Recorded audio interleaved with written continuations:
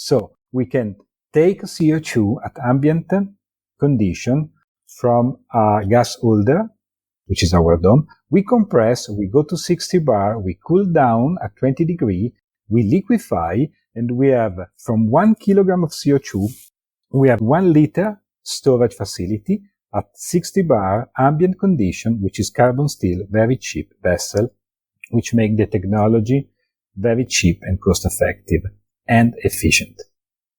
That was a snippet from what's on offer in the conversation this week. Stay tuned for yet another insightful conversation. Hello and welcome back to yet another episode on the Mission Shunya podcast. I'm glad that you have taken time to check a brand new episode of the show. But in case if this happens to be the first time you are tuning in, a special welcome to you. The channel has 75 plus episodes till date. You can browse the playlist on any platform that you're listening to this on, and I'm sure you will definitely like them. I have had listeners who have complimented the artworks that we have for each episode, which is also a factor that draws them to a particular episode. So if that is your route, please go ahead. A new artwork design language is now live across the channel, and it's thanks to friends at terrageneration.com. TerraGeneration is a content agency specialized in telling stories in climate, biodiversity, and sustainability. You can know more about them from the link in the show notes. Now on to the topic for this week. Batteries are the answer to address any question related to intermittency with respect to renewable energy. In fact, batteries are also an integral part of mobility, the electric vehicles. Lithium has become a sort of household name, but the lithium batteries are not generally preferred for long duration storage because on an average they max out at 4 hours. There are technologies that can be used for longer durations, and one such technology is compressed air. However, it becomes very location specific because you need high pressure to compress air. But recently, our guest who is joining us on this episode came up with a novel solution to use CO2 as a source for the battery. Yes, the same carbon dioxide that is part of the problem. So let's hear from our guest for this show. Hello everyone, thank you very much Girish to invite me at this podcast. I'm Claudio Spadacini. I'm the CEO and founder of Energy Dome. I'm very happy to be here to talk to you about our technologies and product, the CO2 battery and ETCC, energy transition combined cycle. Claudio, you have been an entrepreneur and you have worked extensively in the energy sector, particularly in geothermal, waste to energy and CSP. Now, how did Energy Dome come about? And it's been like 3 years since the start of this new venture of yours. So what is the origin story like? Yeah, as you said, I am an engineer as a background. I spent more than 25 years of my career in the energy sector. I spent time in the municipal waste gasification, and I also started other 2 ventures in the green tech, deep tech space. Okay. And one in the geothermal, where with that company, I deployed more than 500 megawatt. And in that case, I was dealing, with a technology that is supply baseload power to the grid. Okay. But back in 2018, talking to colleagues and other people involved in the power market, I understood the big need of storage. Because the energy transition is a must and is not only necessary, but is also very urgent. Correct. And to go to net zero, we need a very deep penetration of solar PV and wind in the grids. But those sources of energy are very much unpredictable and create a mismatch between supply and demand into the grid. True. And doesn't matter if you have let's say, a 1 or 2% penetration of solar and wind, or if you have 5 or 10%, but if you reach 30, 40, or 50% penetration and above, the mismatch is becoming significant, and the solution is storage. Correct. And that, brought me in the position to try leveraging on my previous experience and skills to think, to have some new idea, how to store energy, because the standard in the market is pumped hydro, but pumped hydro is a nice technology, very reliable, also economical from some perspective, but is very much site dependent because you need the mountains and you need the right geology in order to deploy that kind of technology on ground.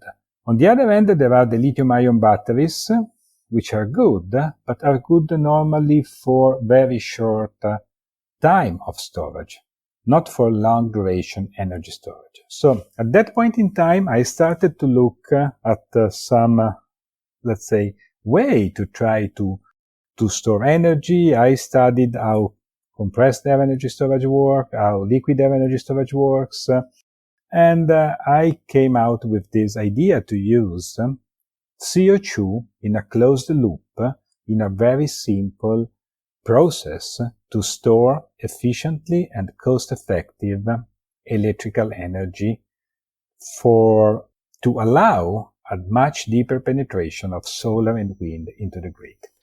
Any reason behind selecting CO2, or how did that come about?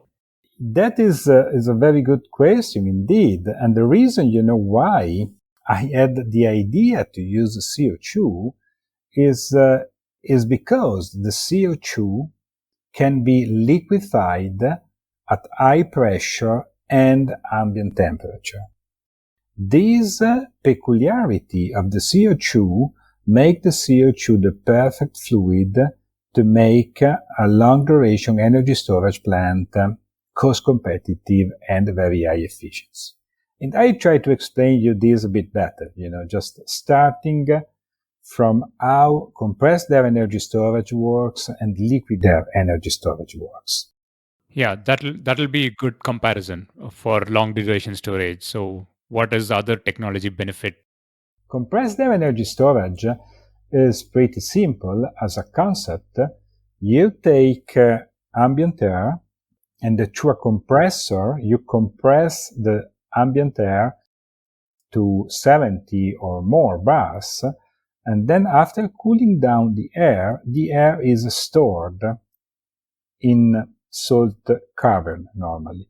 The point is that if you take 1 kilogram of air, let's say, which is 1 cubic meter at ambient condition, and you compress, for example, to 70 bars and cool down to ambient temperature, the volume of this 1 kilogram of air at 70 bar ambient temperature is still 12 liters, which is quite big and costs a lot of money to store that pressurized air into vessels. That is the reason why cars, to be economically feasible, need salt cavern. But again, the salt cavern have the same problem as pumped hydro, that is related to geology and is not site independent. A very, let's say, nice technology which has been introduced with the aim to solve the site dependency of compressed air energy storage has been the liquid air energy storage.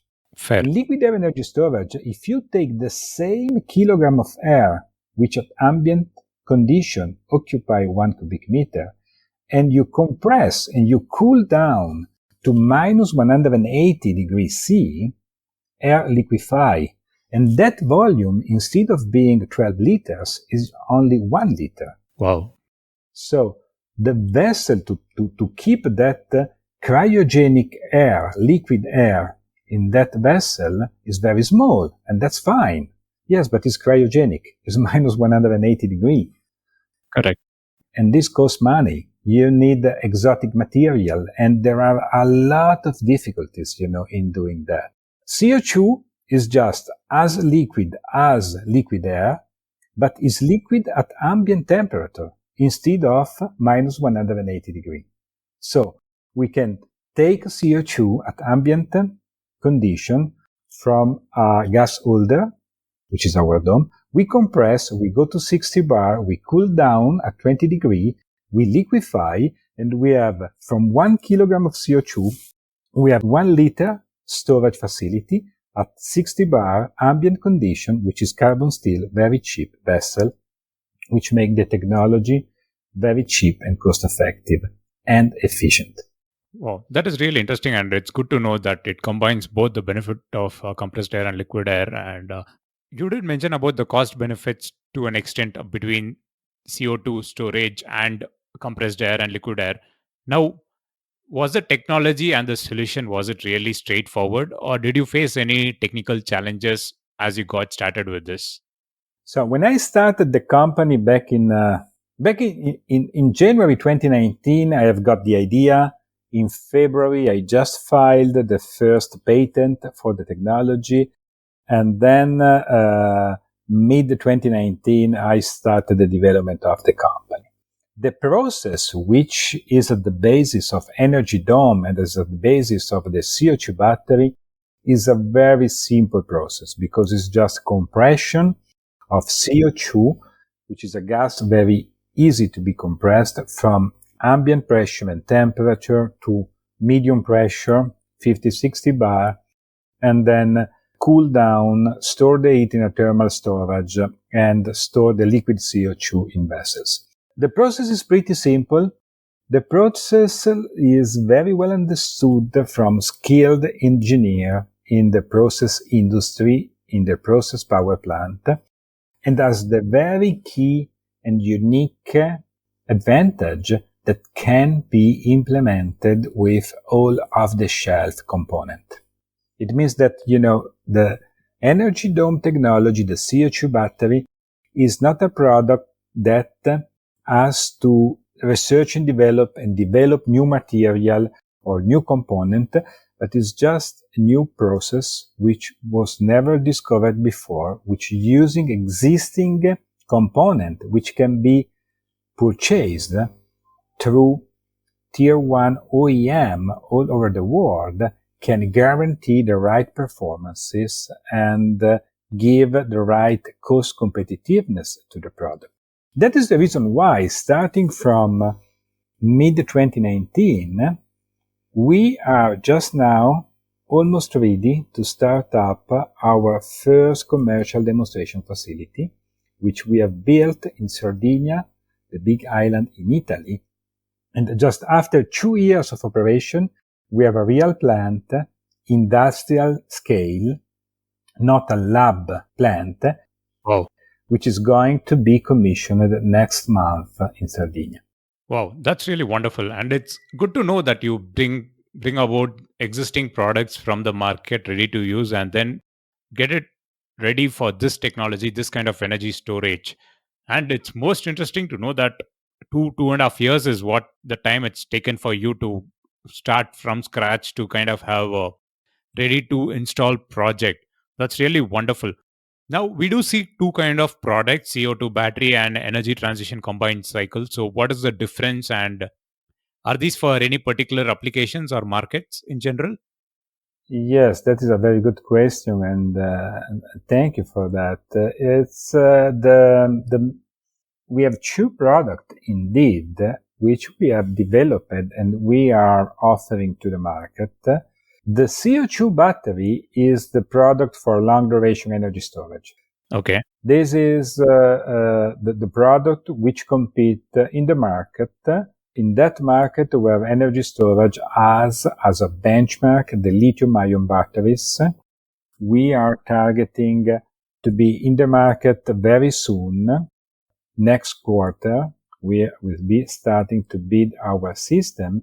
And this is a system which is the sweet spot of this product, the CO2 battery, is energy shifting, means to shift the solar PV produced when sun shine into the hour at night when sun set.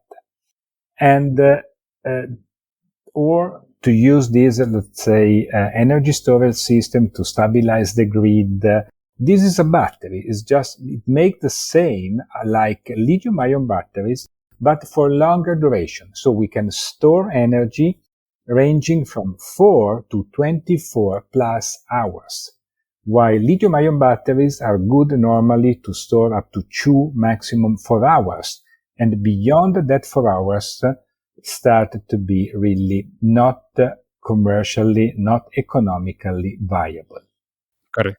The other product we have developed is the energy transition combined cycle. This is the same CO2 battery, the same product, which has been adapted to be combined with gas turbine technology. Wonderful. So there are plenty of gas turbine and gas turbine combined cycle around the world. Normally, gas turbine combined cycle are made by a gas turbine and a bottoming steam cycle. The bottoming steam cycle is efficient but very rigid, is not flexible.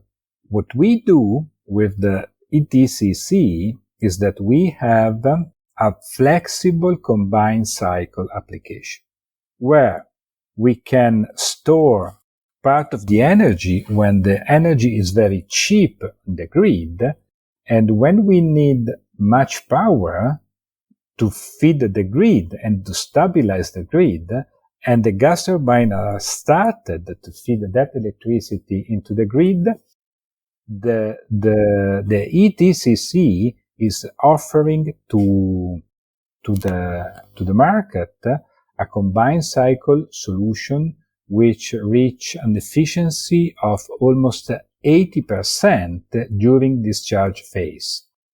Obviously, we need some energy to charge. Correct. But we can charge during low hours when solar PV or wind power is almost available for free or for very cheap price. And in that hour, we compress the CO2 from ambient condition and we liquefy that. But when we need to dispatch high value power into the grid, for example, when sun set, in that case, you can start the gas turbine. The gas turbine supply heat, supply power, and supply waste heat to the bottoming ETCC cycle, which combined can deliver electricity to the grid with more than 80% efficiency to power to fuel efficiency. This ETCC, from our perspective, is very interesting for the energy transition, not only for natural gas, but mainly for future hydrogen-based combined cycle gas turbine plant. The ETCC definitely sounds very interesting, and it serves a different set of applications. And as you rightly said, as hydrogen matures, then this could be a perfect fit for that market as well. So from the CO2 battery to getting here, was it like a natural progression for your development? Yes, this is let's say, the two products, the CO2 battery and the ETCC, are very, very much similar. The only difference is that the CO2 battery is a standalone battery, which just need an electrical connection to the grid and or electrical connection to solar PV plant, and just charge power and store power when the power is cheap, and release back power to the grid when the grid require more power. In the ETCC, the only difference is that this CO2 battery is integrated with a gas turbine which burn fuel, which can be natural gas or hydrogen, Fair. produce power, which feed to the grid, and release waste heat into the exhaust gases, and this waste heat into the exhaust gases is kind of a booster which is used on the CO2 battery when discharged. So it is a combination of a battery and a combined cycle. And this put together is a product which is a flexible combined cycle, which we call the energy transition combined cycle, because energy transition is about flexibility. Exactly. Energy transition is about accommodate unstable source of energy like solar PV and wind into the grid. In order to accommodate that, we need flexible tools, flexible plant to feed the grid. And this energy transition combined cycle is the perfect flexible combined cycle to accommodate the mismatch generated by solar PV and wind in the grids. You do rightly have a product that is flexible, but even more interesting, it also brings about the modularity feature that is very natural when you look at long duration energy storage. And I believe your solutions can start from a few tens of megawatt hours and go up to a couple of hundred of megawatt hours. Indeed, our commercial sites, which we are going to commercialize from Q2 this year, 100 megawatt hour, 200 megawatt hour, and multiple, also up to 1 gigawatt hour or more. So our two main products will be 25 megawatt power, 4-hour duration, 100 megawatt hour, or 25 megawatt, 8-hour duration, 200 megawatt hour. And those will be standard model. Like you can buy a 5 megawatt wind turbine or a 10 megawatt wind turbine. You can buy the 100 megawatt storage CO2 battery or 200 megawatt storage CO2 battery. And then you can buy 2, you can buy 4, you can buy 10, This is just modular. Now, the most important point is about the cost when compared to compressed air or liquid air or the other long duration energy storage products that are coming. So, how is the CO2 battery going to be priced and what is the commercial viability of the solution? This is a very good question, because at the end of the story, one technology can be nice, but can be successful only if it creates value. And in the energy storage market, the benchmark in the industry are the lithium-ion batteries. Correct. And lithium-ion batteries project costs are in the range of 250 to 300 US dollar per megawatt hour installed basis. So in other words, if you want to buy 100 megawatt hour system with lithium-ion batteries and inverters and all what you need, that system will cost between 25 to 30 million dollar installed basis, which is 250 to 300 US dollar per kilowatt hour. Correct.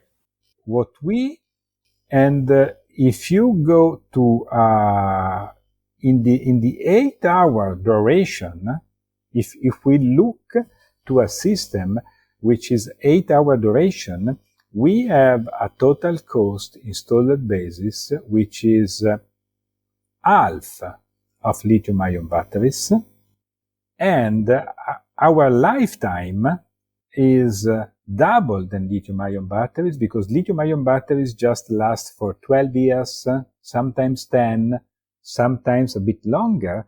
But after that period, you have to change at least the cell, because it's like your smartphone or your laptop. And we all experience that, those lithium-ion batteries are very excellent, but degrade over time, Correct. After 1 year, your smartphone is just, keeping the charge for almost less of the time. So that is the same.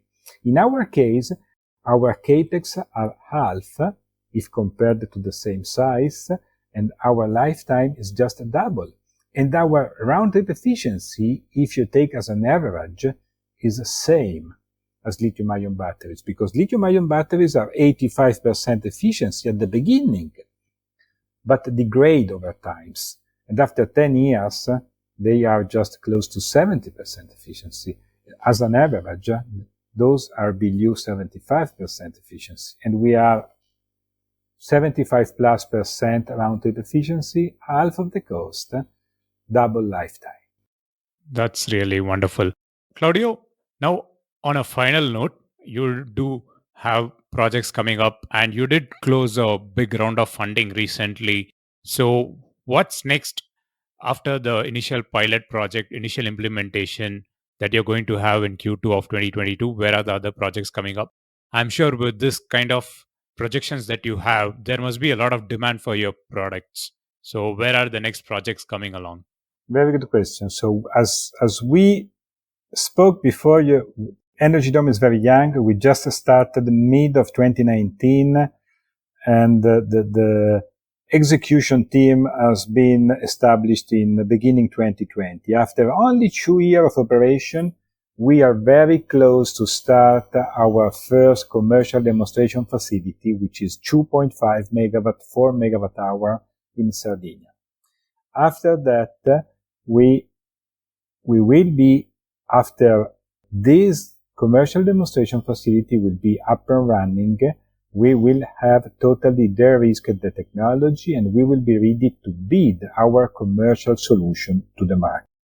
We have a plenty of potential customers which are asking already to come and see our demonstration facility, because the number we can offer on our commercial plant are really exciting and very much competitive in the market. We have potential customer coming from South America, Europe, Middle East, India, and many places which are ready to come and finalize a contract for the CO2 battery as soon as they will see the commercial demonstration facility in operation. That's wonderful. Claudio, it's been an absolute pleasure to have you on the podcast and have this conversation and to know more about the technology. Personally, I have not followed long duration energy storage very closely, but having had this conversation, I feel like enlightened about what's happening in the sector and how CO2 battery kind of is differentiating the entire value proposition. So, thanks for taking time to join me on the podcast today. Thank you very much, Girish. It has been a really pleasure for me to meet you and to be in this podcast. Thank you very much again. That was a wrap on the feature segment. Hope it was useful. The intent of covering such emerging technologies is to give you an idea of all the promising technologies that are getting us to a net zero carbon economy sooner. Compressed air storage has always had this advantage of cost over lithium batteries. Even for that matter, liquid air energy storage had this advantage. But there were challenges, as Claudio mentioned in the conversation. But it looks like the CO2 battery has now solved this problem. So, in summary, while meeting the expectations on price for a long duration energy storage system, the CO2 battery has also solved the other challenges like requirement of suitable geology in existing systems, which makes it a big success. Hope the first projects go well and the technology delivers for the long run. The links to connect with Claudio and follow Energy Dome will be in the show notes of this episode as always. It would be great if you can spread the word about the podcast among your network. It just takes about 30 seconds or less. I will be back with yet another episode in 2 weeks' time. Until then, this is Girish Shivakumar signing off, and as always, thank you for listening.